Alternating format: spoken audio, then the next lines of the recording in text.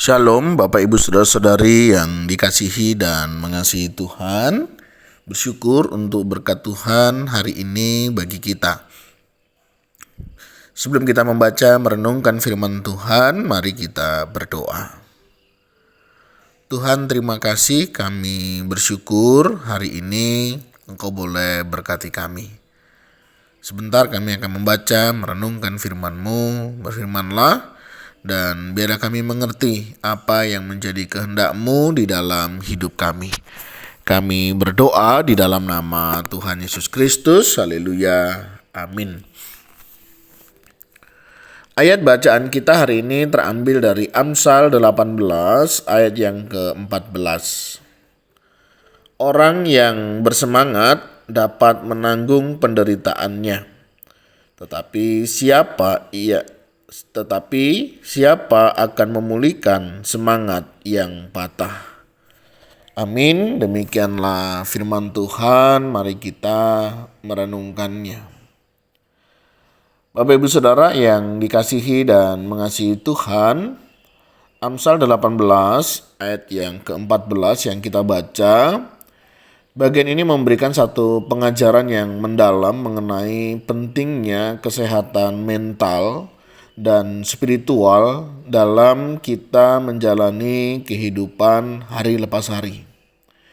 Dalam konteks misalnya kehidupan kita sebagai jemaat, kita sadar di mana kita seringkali diperhadapkan pada tantangan yang dapat menguji semangat dan daya juang kita.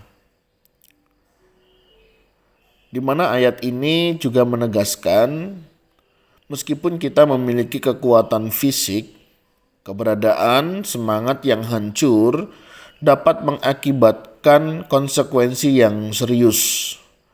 Oleh karena itu, mari kita perlu saling menguatkan, menjaga semangat kebersamaan dan saling mendukung dalam iman.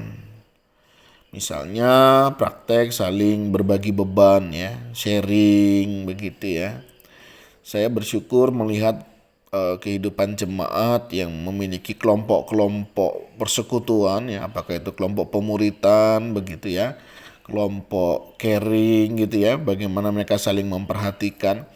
Nah, mereka bisa saling dikuatkan ya. Seperti orang yang berbagi masalah, masalahnya akan berkurang, dan kalau orang berbagi kebahagiaan, kebahagiaannya itu akan bertambah. Nah, ini kekuatan daripada sharing ya, memiliki sebuah kelompok di mana di sana nanti mereka boleh saling berdoa ya, mendoakan satu dengan yang lainnya, dan juga boleh memberikan dorongan, merupakan hal yang esensial ya untuk menjaga semangat kita tetap menyala. Karena orang yang bersemangat itu dapat menanggung penderitaannya.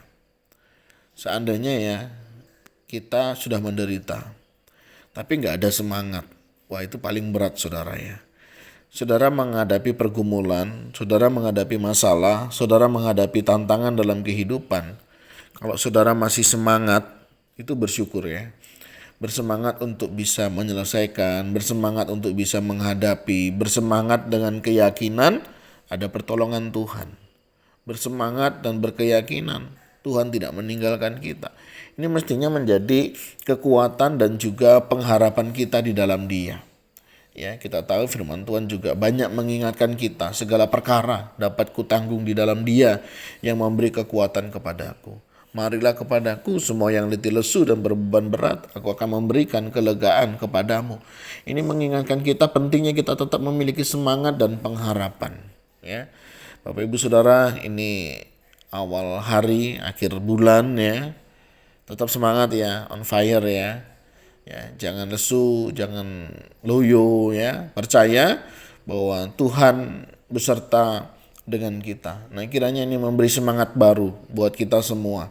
Jika ada yang lesu, mulai patah semangat, sudah tidak lagi memiliki pengharapan, mari kita datang kepada Tuhan, karena orang yang bersemangat dapat menanggung penderitaannya. Apapun masalah kita, apapun pergumulannya, kalau Bapak Ibu Saudara masih semangat, percayalah kita bisa melewatinya. Bukan karena kuat gagah kita, tapi karena Tuhanlah yang menopang kita dan dialah yang menjadi sumber pengharapan kita.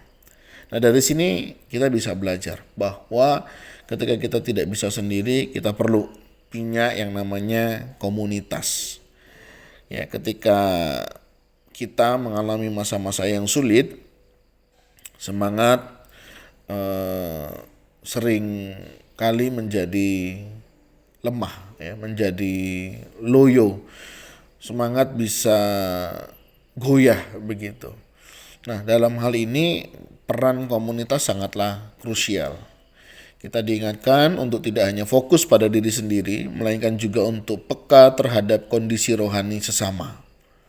Misalnya dengan menanyakan keadaan orang-orang di sekitar kita, menawarkan dukungan, apakah itu dalam bentuk doa, ya, memberikan telinga, begitu ya. Kita dapat menjadi sumber kekuatan yang berharga dalam perjalanan iman orang-orang di sekitar kita. Jadi Bapak Ibu Saudara, kalau punya masalah, punya pergumulan, boleh nggak sharing? Boleh ya. Tapi sharinglah kepada orang yang tepat. Karena kalau tidak, ya bukannya menemukan solusi, tapi justru menimbulkan hal-hal yang lain. Nah, oleh sebab itu, mari ya, kalau mau sharing, sharinglah kepada orang yang tepat, orang yang siap ya. Paling tidak bocor mulut ya, karena itu sesuatu yang kurang enak ya. Atau kalau kita menjadi tempat sharing ya, belajarlah menjadi orang yang dapat dipercaya ya, sehingga orang pun bisa sharing dengan tenang dan juga nyaman ya. Jadi kalau kita ada teman, kita boleh sharing ya yang kita percayai, atau di dalam kelompok komunitas yang sudah kita percayai. Nah, itu kiranya juga boleh menolong ya, supaya kita boleh saling menguatkan. Nah, bagaimana kita boleh tetap menjaga semangat ya? Penting bagi kita untuk terlibat dalam aktivitas yang dapat menjaga semangat kita tetap hidup. Ya, ini mencakup partisipasi dalam ibadah bersama misalnya. Jadi salah satu keuntungan kenapa sih kita ibadah perlu datang ke gereja. Online itu pilihan ketika memang sudah tidak ada lagi pilihan, Bapak Ibu Saudara ya.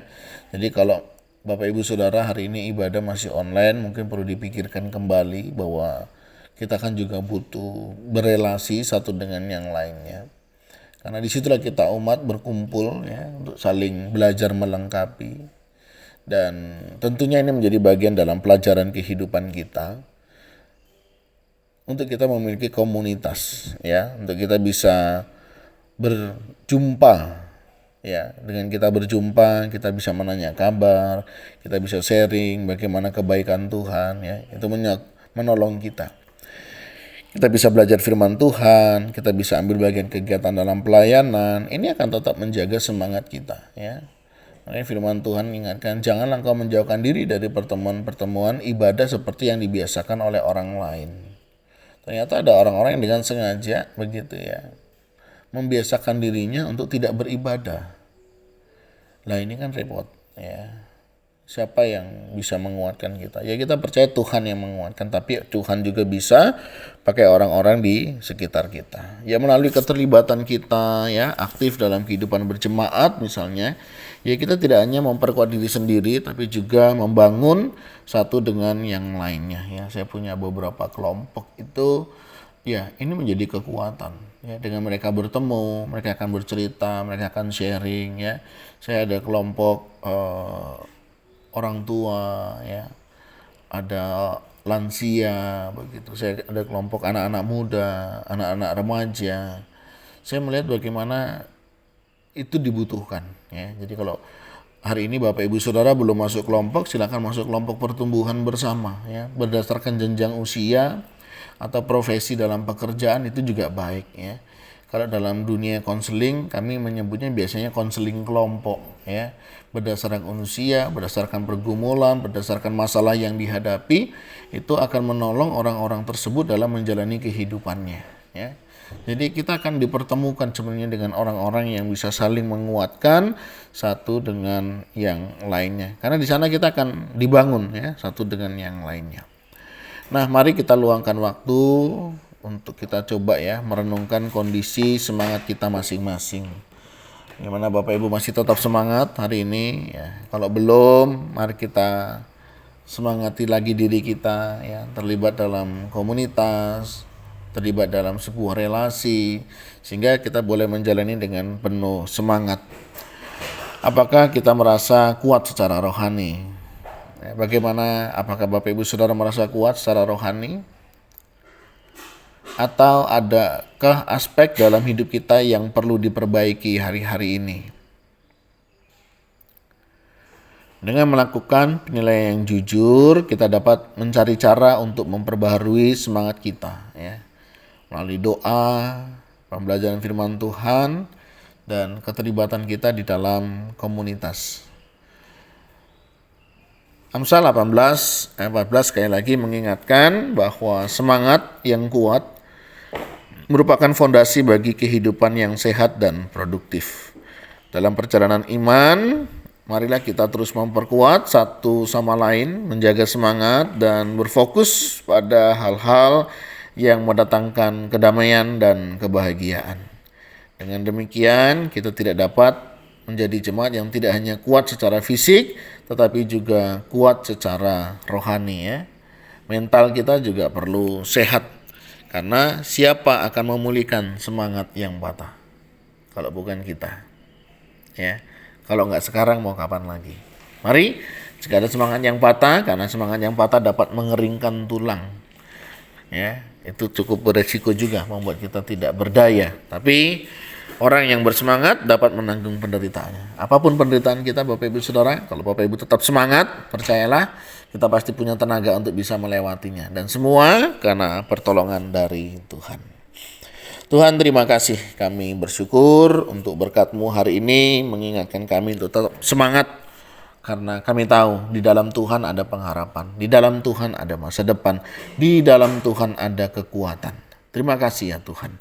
Kami serahkan jika ada di antara kami yang patah semangat, kurang semangat, kehilangan kesemangatan dalam menjalani hidup, dalam bekerja, dalam aktivitas, dalam keluarga, kami percaya Tuhan yang melawat dan menolong mereka. Ini hati seru kami Tuhan, yang kami naikkan di dalam satu nama, Tuhan Yesus Kristus. Haleluya. Amin.